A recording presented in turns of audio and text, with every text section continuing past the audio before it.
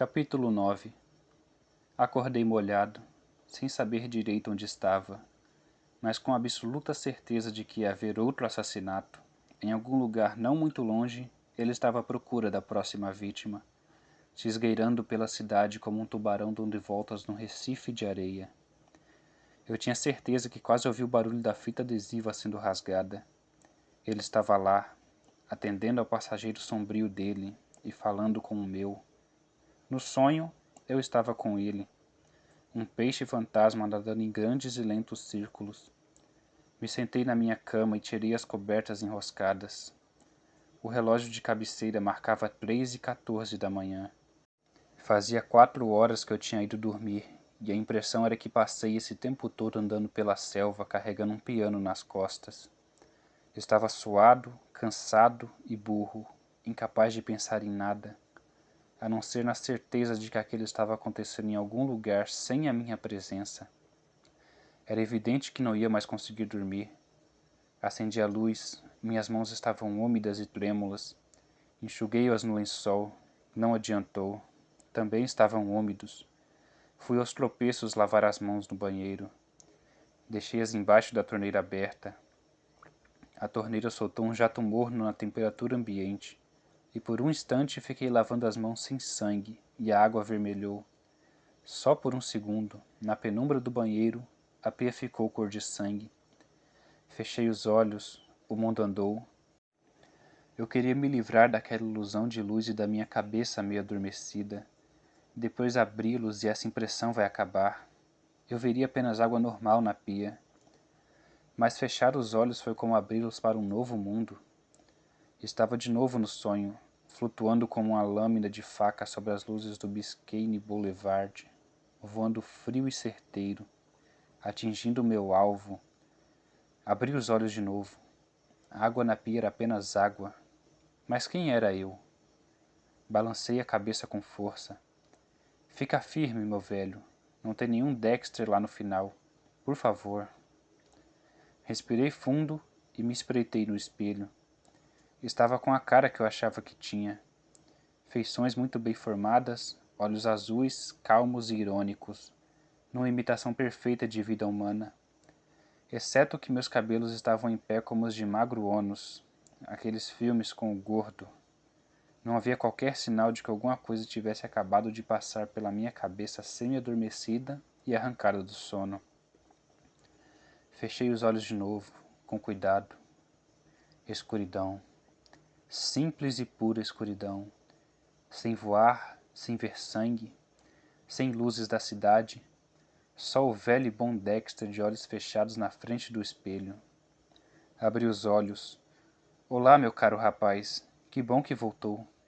Mas por onde diabos você andou? Essa, naturalmente, era a questão. Passei a vida inteira sem ser incomodado por sonhos e alucinações. Nenhuma visão do apocalipse, nenhum problema irrompendo, nenhuma imagem recorrente passando pela história do meu inconsciente. Nada que assuste no sono de Dexter. Quando durmo, tudo em mim dorme também. Então o que está havendo? Por que essas imagens ficam aparecendo? Lavei o rosto e penteei os cabelos. Claro que isso não respondeu às perguntas, mas me senti um pouco melhor. Será que as coisas iam piorar se eu estivesse com o cabelo arrumado? Na verdade, eu não sabia. As coisas podiam ficar ruins à beça. Eu podia estar ficando maluco. E se eu estivesse enlouquecendo aos poucos há anos, e esse novo assassino tivesse apenas detonado o mergulho final na loucura completa? Como medir a relativa sanidade de uma pessoa como eu? As imagens pareciam reais em todos os sentidos, mas não podia ser eu, pois não saí da minha cama. Mesmo assim, exausto, eu quase senti o gosto de água salgada e o cheiro de perfume barato no Biscayne Boulevard. Completamente real. E não era esse um dos sinais de loucura, quando os delírios se inserem na realidade? Eu não sabia responder, nem tinha como. Claro que conversar com um psicanalista estava fora de cogitação. O coitado ia morrer de susto e considerar questão de honra me internar em algum canto. Certamente eu não podia argumentar sobre a sensatez dessa ideia. Mas, se estava perdendo o controle da minha sanidade mental do jeito que eu tinha construído, O problema era só meu, e a primeira parte dele era não ter como saber direito. Embora, pensando bem, houvesse um jeito. 10 minutos depois, eu estava no carro, na Dinner Key. Dirigia devagar, já que não sabia bem o que estava procurando. Aquela parte da cidade estava adormecida, como sempre foi. Algumas pessoas ainda percorriam a paisagem de Miami. Turistas que tinham tomado muito café cubano e agora não conseguiam dormir. Gente de Iowa à procura de um posto de gasolina. Estrangeiros indo para South Beach e os vândalos, claro. Assassinos, ladrões, viciados em crack, vampiros, fantasmas e monstros variados como eu. Mas naquela região, aquela hora, eram poucos. Aquela era a Miami deserta, a mais deserta possível, um lugar que ficava solitário devido ao fantasma da multidão do dia. Era uma cidade que tinha se resumido a um mero campo de caça, sem os alegres disfarces do sol e das camisetas coloridas. Assim, fui à caça. Naquela noite, olhos me seguiam e desviavam de mim quando eu passava sem reduzir a velocidade. Fui na direção norte. Atravessei a velha ponte levadiça rumo ao centro de Miami, ainda sem saber o que estava procurando e sem ver o que era. Mesmo assim, por alguma desconfortável razão, tinha certeza absoluta de que ia descobrir que estava na direção certa, que aquilo estava me esperando lá na frente. Logo depois do Omni, a noite ficava mais animada. Havia mais movimento, mais coisas para ver, berrando nas calçadas. A música estridente entrava e saía pela janela dos carros. As garotas da noite estavam aos bandos pelas esquinas, rindo entre si, ou olhando vazio para os carros que passavam.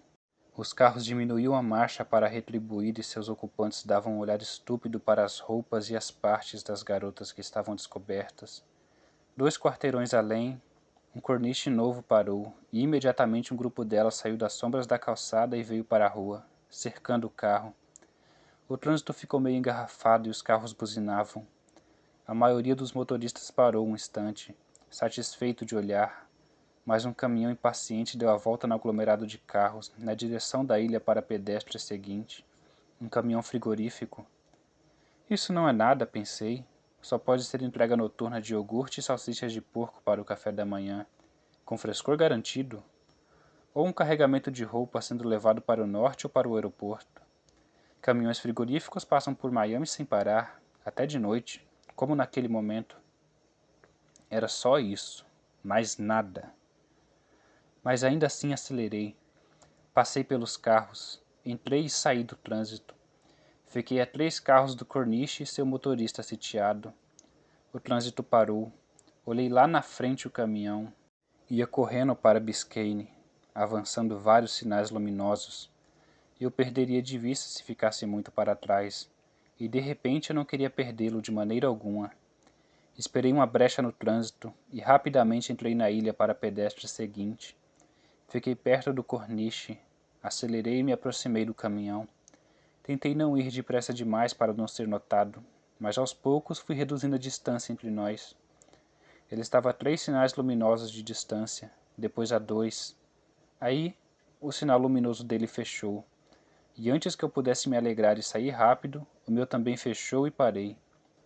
Notei com alguma surpresa que estava mastigando o lábio.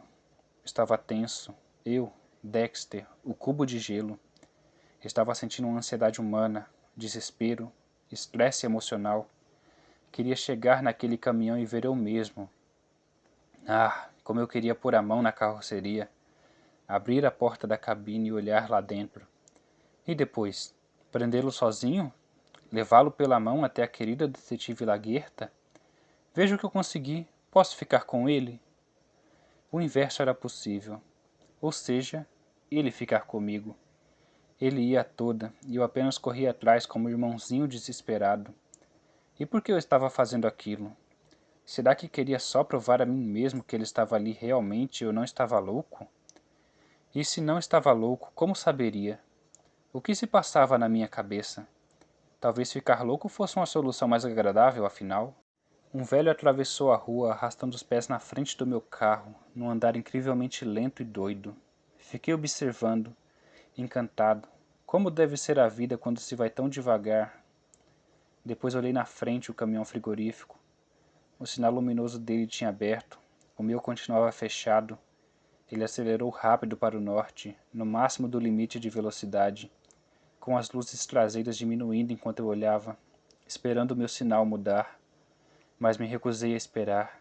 Rangendo os dentes, avancei o sinal, quase atropelando o velho. Ele não olhou e nem parou. O limite de velocidade nesse trecho do Bikini Boulevard era de 60 quilômetros. Em Miami, isso significa que se você for a menos de 80, os outros motoristas jogam você para fora da estrada. Reduzi para 100, zigue-zagueando pelo trânsito calmo, louco para encurtar a distância. As luzes do caminhão piscaram quando ele fez uma curva. Ou será que entrou em alguma rua? Passei para 120, roncando. Fiz a volta para o elevado da rua 79 na esquina do mercado Publix e entrei direto, procurando desvairadamente o caminhão. E vi, ali, na minha frente e vindo na minha direção. O sacana tinha voltado. Será que viu que eu estava na cola dele? Sentiu o cheiro do meu escapamento? Não importa. Era ele. O mesmo caminhão, sem dúvidas. E quando passei por ele, pegou o elevado. Entrei no estacionamento de um shopping, reduzi a velocidade, virei e acelerei de volta para o Biscayne Boulevard, agora para o sul. Menos de um quarteirão depois, entrei no elevado também. Lá longe, na frente, perto da primeira ponte, vi as luzinhas vermelhas da traseira piscando, zombando de mim. Apertei o acelerador e segui. Ele estava na subida da ponte, tomando velocidade, mantendo a mesma distância entre nós, o que significa que devia saber que estava sendo seguido. Acelerei um pouco mais, fiquei mais perto. Aos poucos, um pouco mais. Ele então subiu na curva no alto da ponte e pela lateral, em alta velocidade na direção de North Bay Village. Aquela era uma região muito bem policiada. Se ele corresse demais, seria visto e teria de parar no acostamento. E então, eu estava no alto da ponte, e à minha frente não tinha nada. A estrada estava vazia. Reduzi a marcha, e do alto da ponte olhei para todos os cantos. Vinha um carro na direção contrária, mas não era um caminhão. Apenas um Mercury Marquis de paralama amassado. Desci a ponte. No final dela ficava North Bay Village, que depois do elevado bifurcava em duas áreas residenciais. Atrás de um posto de gasolina à esquerda, uma série de condomínios e prédios de apartamentos formavam um pequeno círculo. À direita, casas pequenas, mas caras. Nada se mexia em nenhum dos lados. Não havia luzes acesas, nem sinal de nada. Fosse trânsito ou gente. Lentamente, passei pela cidadezinha. Vazia. Ele tinha sumido. Numa ilha de uma rua só, ele tinha escapado de mim. Mas como? Fiz a volta, entrei no acesso à estrada e fechei os olhos. Não sei porquê. Talvez esperasse ver alguma coisa outra vez. Mas só o que vi foi escuridão e pequenos pontos brilhantes dançando nas minhas pálpebras. Estava cansado, me senti idiota. Sim, eu, o distraído Dexter, tentando ser o menino maravilha, usando meus grandes poderes psíquicos para localizar o gênio do mal, perseguindo na minha envenenada viatura do crime. E era bem provável que ele fosse apenas um entregador de mercadorias, ligado em participar de um pega de macho com outro único motorista na estrada aquela noite. Uma coisa de Miami que ocorreria diariamente com todos os motoristas da nossa linda cidade. Bem, você não consegue me pegar. Depois, o dedo levantado. Mostro a arma e vrum, vrum. Voltar ao trabalho. Era apenas um caminhão frigorífico que agora estava correndo por Miami Beach, com um rádio estrondando na estação de heavy metal. E não o assassino que eu procurava. Não havia qualquer misteriosa ligação me fazendo pular da cama e atravessar a cidade no meio da noite, pois aquilo era idiota demais para se colocar em palavras, e mais idiota ainda para o Dexter sensato e sem coração. Encostei a cabeça no volante do carro. Que maravilha, ter uma experiência humana tão verdadeira. Agora eu sabia como era se sentir um idiota completo. Ouvi o sino na ponte levadiça tocar lá longe, avisando que a ponte ia ser içada. Din, din, din. O alarme na minha inteligência com validade vencida. Bocejei. Hora de ir para casa, voltar para a cama. Atrás de mim, ligaram um carro. Ele surgiu rápido, fazendo uma volta fechada por trás do posto de gasolina ao lado da ponte. Passou por mim derrapando e ainda acelerando, e à janela que passou, vi um rosto duro e selvagem na direção. Abaixei a cabeça. Alguma coisa fez um baque surdo na lateral do meu carro, daqueles que deixam um amassado caro de consertar. Esperei um instante, só por precaução. Depois, levantei a cabeça e olhei. O caminhão ia rápido. Atravessou a barreira da ponte levadiça quando ela começava a subir e foi para o outro lado sem dificuldade, enquanto o controlador da ponte metia a cabeça para fora da cabine e berrava. O caminhão então desapareceu do outro lado da ponte, de volta para Miami, distante do outro lado, daqueles espaços que aumentavam à medida que a ponte subia. Sumiu totalmente como se nunca tivesse existido, e eu jamais saberia se aquele era o meu assassino ou apenas mais um idiota normal de Miami. Saí do carro para ver o amasso na lataria. Era grande. Olhei em volta para ver o que ele tinha jogado. A coisa tinha rolado uns 5 metros e foi parar no meio da rua. Mesmo de longe, eu tinha certeza do que era. Mas só para garantir que estava absolutamente certo, a coisa foi iluminada pelos faróis de um carro que vinha. O carro desviou e bateu numa sebe, e por cima da buzina que ficou tocando sem parar, o motorista berrou. Fui até a coisa para ter certeza. É, confirmado. Era isso mesmo. Uma cabeça de mulher. Me inclinei para olhar. Um corte bem feito. Um ótimo trabalho. Quase não tinha sangue em volta do corte. Graças a Deus, eu disse, e percebi que estava sorrindo. Como não? Não era uma maravilha? Afinal, eu não estava louco.